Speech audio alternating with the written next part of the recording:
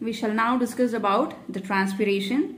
So what do you mean by transpiration? The evaporative loss of water by the plants is called as transpiration. That means from the small openings called as stomata, water will be lost in the form of water vapor. So that is called as transpiration.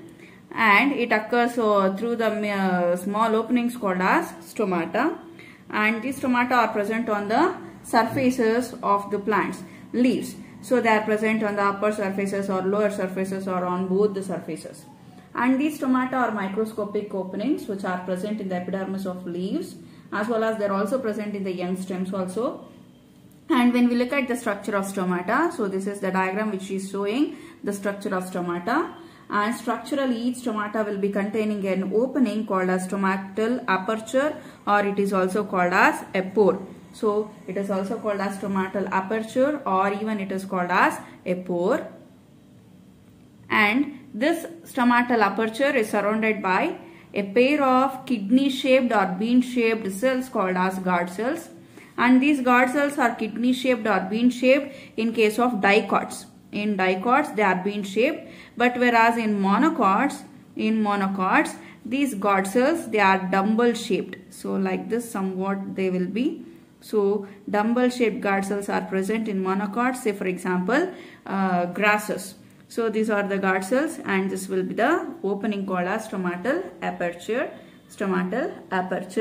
And these guard cells, they will be having the cytoplasm. See, I'll just write down one guard cell, and within this we can find the presence of a large vacuole, and due to the presence of a large vacuole, cytoplasm is pushed towards the peripheral region. And these guard cells will be having peripheral cytoplasm with a single nucleus, and many number of chloroplasts will be present. So these are chloroplasts, this is nucleus, this is vacuole. And inside that we can find the presence of radially oriented microfibrils will be present. So somewhat it will be providing the structural framework to the guard cells during the opening as well as closing of this stomata. And these guard cells, the outer wall layer of this guard cell, it is thin and elastic in nature. It is thin as well as elastic in nature, whereas the inner walls of these guard cells, they are thick and non-elastic in nature. They are thick as well as non-elastic in nature. And these guard cells are surrounded by a special kind of epidermal cells called as subsidiary cells. So these are subsidiary cells, and these subsidiary cells will not be having any chloroplast. They will not be having any chloroplast. And thus the stomatal aperture, guard cells along with subsidiary cells together, this is called as stomatal apparatus. So it is called as stomatal apparatus. And the closing and opening of the stomata, it all depends upon whether the guard cells are flaccid or turgid. So it all depends upon the flaccidity or turgidity of the guard cells. So if the guard cells are turgid in nature, if they are having water molecules in them, so they will be swollen. As a result, it results in the closure of stomata. And if they are flaccid in nature, it results in the opening of stomata. So this is how the opening as well as closing of stomata takes place. So now let us discuss the mechanism of stomatal movement. See, as I told you, these guard cells of stomata, they will be having chloroplast, and thus they are involved in the process called as photosynthesis. See, when we look at the mechanism of opening and closing of stomata, in most of the plants, the stomata will be open only during daytimes and it will be closed during night times. See, so the cause of opening of or closing of stomata, it is due to the change in turgidity of the guard cells, I told you. And what exactly happens during day or night, let us see how the mechanism of movement or closing of opening or closing of stomata takes place. See, for that I'll be drawing the diagram of a rough diagram of this stomata. So here I have written the guard cells, and let us assume now it is a day. So during daytimes, what happens? I told you there are chloroplasts present in the guard cells of stomata. I told you. As the chloroplasts are present, they are also involved in the photosynthesis. and thus due to the photosynthesis these guard cells will also be secreting, they will also be involved in the production of their own food materials, and they will be secreting, they will be preparing their own food material in the form of starch. And thus during daytimes due to photosynthesis these guard cells, they will be preparing starch. So inside them will be the starch. And during daytimes what happens? Inside these guard cells this starch will be converted into malic acid. So inside the guard cells this starch will be converted into malic acid. So to show that I will write a larger guard cell. So this, yes, it stands for starch. So starch will be prepared inside the guard cells as a result of photosynthesis, and during daytime the starch will be converted into malic acid. And malic acid inside the guard cells, it dissociates into H plus ions, hydrogen ions, as well as malate ions. So it dissociates into malate ions and H plus ions during daytime.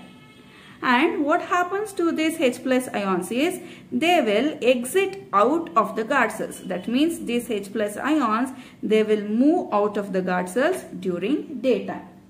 As a result, to restore the ionic balance, you people know that there are subsidiary cells present around these guard cells. And in this guard cell, in these subsidiary cells, they will be storing the potassium as well as chloride ions. So they will be acting as a storage of potassium as well as chloride ions. So in these subsidiary cells, potassium ions will be present. So here, as the hydrogen ions from the guard cells moves out into the subsidiary cells, to regain the ionic balance, this K plus ions from the subsidiary cells, it will enter inside the guard cells. And as a result, what happens? Again, the chloride ions which are present in the subsidiary cells, they will also enter into the guard cells. So when K plus and Cl minus enters into the guard cells, here osmotic potential rises.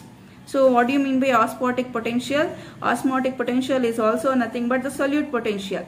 So when solutes are present, so now these are considered as solutes. So when more and more solutes are present, water potential inside the guard cell, it decreases.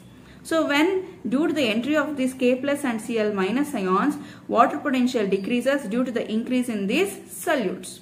As a result, water which is present from surrounding guard cells will also enter into the guard cell to maintain that. So to neutralize this solute potential, what happens? Water molecules which are present in the surrounding subsidiary cells, they will also enter after the entry of K plus and Cl minus ions. So as a result, what happens? As water enters inside the guard cells by endosmosis, it results in the turgidity of the guard cells. So it results in the turgidity of the guard cells. As a result, when these guard cells become turgid, so now what happens? This it will be moved apart. So the outer wall layer, it expands, and this inner wall layer will be it will be stretched. As a result, there will be an opening of the stomata takes place, and this is how the opening of stomata occurs during daytimes and during night times. Now let us see how the closure of stomata takes place. See, during night times what happens is photosynthesis, it stops. As a result, what happens?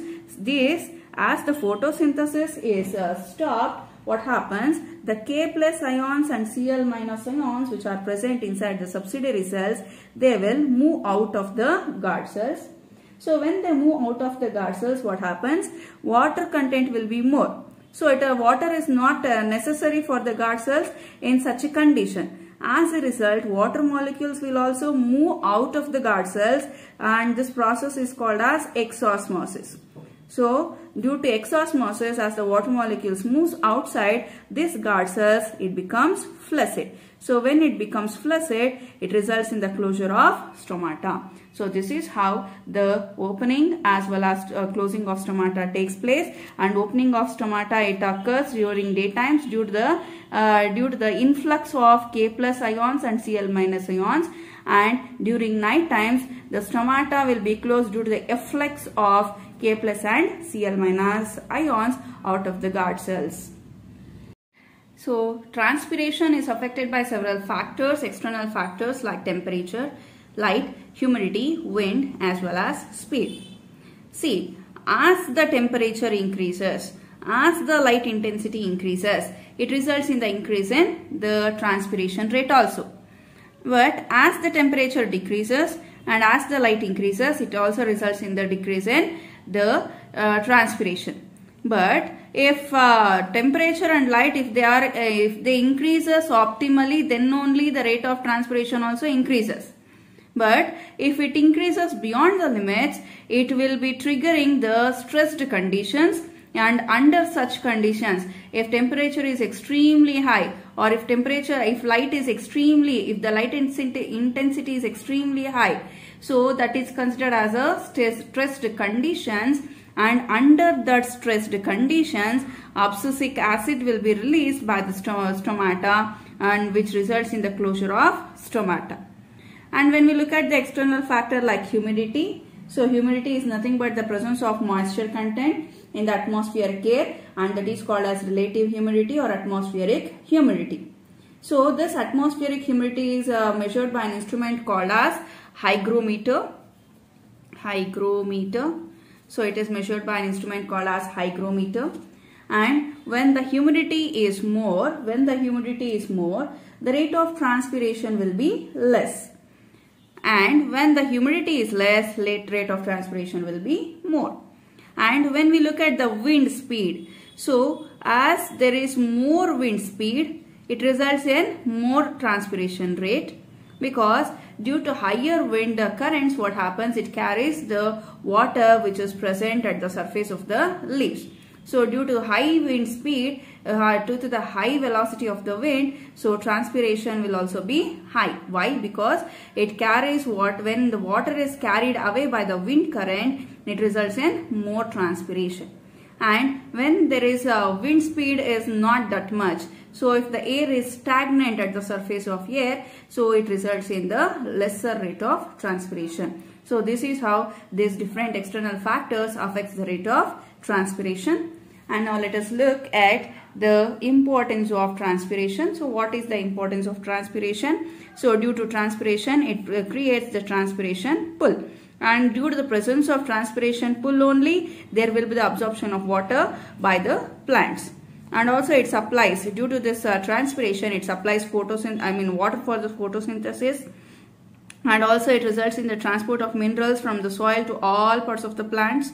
And due to the transpiration, due to the loss of water from the leaf in the form of water vapor, it cools the surfaces. So leaf surfaces will be cooled sometimes about 10 to 15 degrees. So it will be cooled by 10 to 15 degrees, and this it is called as evaporative cooling.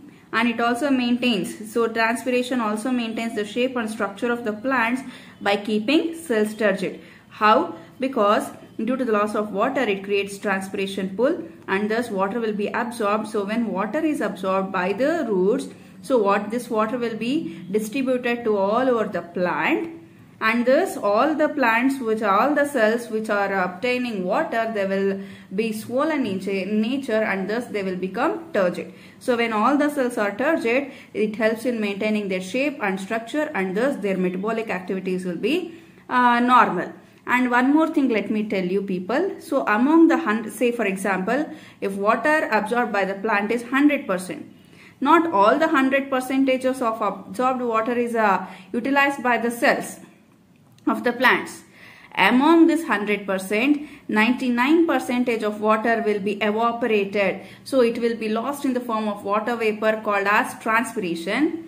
Whereas only 1% of absorbed water will be utilized by the plant cells to maintain its turgid shape and structure, to carry out their metabolic processes. So only about 1% of absorbed water is utilized by the plants, whereas the rest of the 99% is lost in the form of water vapor. So it is lost for transpiration. And also the humidity of rainforest is largely due to this vast cycling of water from root to leaf and leaf to atmosphere and again from atmosphere back to the soil. And this is the importance of transpiration. We shall now look at the differences between the transpiration and guttation. See, transpiration, it takes place through the cuticle, lenticels and stomata, whereas guttation takes place through the hydatodes. Hydatodes means small openings. So transpiration, it takes place through the waxy cuticle and lenticels. So these are the openings of woody trees, and through the stomata also loss of water takes place in case of transpiration. And transpiration, it takes during the daytime, whereas guttation, it occurs during night time. And water, in case of transpiration, it is lost in the form of vapor, whereas in guttation it is lost in the form of liquid droplets. And water lost during transpiration, it is pure. As water is lost in the form of water vapor, so the transpirated water, it is pure. Whereas the guttated water, it is impure in nature. It will be containing amino acids, salts, ions and etc. Even dust particles will be present. As the water is lost in the form of droplets. And this transpiration, it provides cooling effect, so that when we stand near the trees, we will be feeling somewhat, we will be having cooling effect. It is due to the transpiration. Whereas guttation does not provide any cooling effect, because here water is lost in the form of droplets but not in the vapors. Comparatively, loss of water is more in transpiration, because 99% of absorbed water, it is transpirated. So 99% of the absorbed water is lost in the form of water vapor, and thus it is comparatively water loss is more during transpiration, but in guttation comparatively loss of water is less. And transpiration takes place in all the terrestrial plants. So irrespective of anything, here transpiration takes place in almost all terrestrial plants, whereas guttation, it occurs only in few herbaceous plants like balsam, Shankapushpantivi, that one, and even in some of the grasses also. And this guttation, due to guttation, the water, it will be lost in the form of water vapor, and guttation, it is the result of root pressure. So it is the result of root pressure, whereas transpiration is the result of transpiration pull. So it is the result of transpiration pull.